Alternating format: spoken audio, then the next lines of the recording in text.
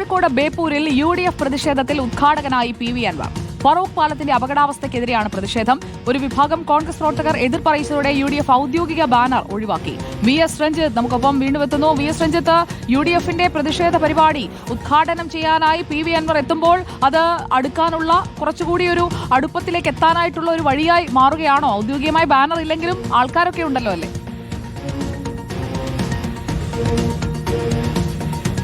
Sudhiya, PV Anwar ബേപ്പൂരിൽ സ്ഥാനാർത്ഥിയാവും, സ്വതന്ത്ര സ്ഥാനാർത്ഥിയാവും, UDFന്റെ പിന്തുണയുണ്ടാവും എന്നൊക്കെ രാഷ്ട്രീയ അന്തരീക്ഷത്തിൽ അഭ്യൂഹങ്ങൾ ഇപ്പോഴും നിലനിൽക്കുകയാണ്.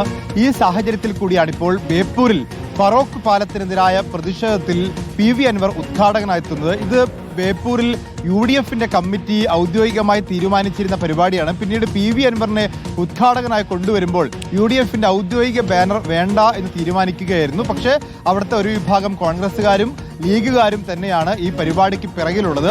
വേറൊരു പ്രത്യേകത എന്ന് പറയുന്നത് പൊതുമരാമത്ത് വകുപ്പ് മന്ത്രിയും ബേപ്പൂരിന്റെ MLAയുമായിട്ടുള്ള മുഹമ്മദ് റിയാസിനെതിരെയാണ് ഈ പരാതി എന്നുള്ളതാണ്.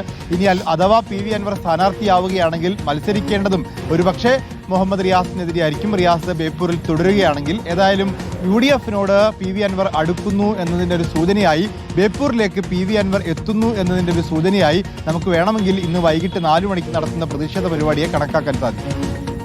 ഓക്കെ, VS രഞ്ജിത്താണ് വിവരങ്ങളുമായി ചേർന്നത്. ബേപ്പൂരിലെ പ്രതിഷേധം ഉദ്ഘാടനം ചെയ്തുകൊണ്ട് ബേപ്പൂരിലേക്ക് ഒരു എൻട്രിയാണോ PV അൻവർ ഉദ്ദേശിക്കുന്നത്? തെരഞ്ഞെടുപ്പ് അടുത്ത വർഷമാണ്, എന്തും സംഭവിക്കാമല്ലോ, കേരള രാഷ്ട്രീയമല്ലേ.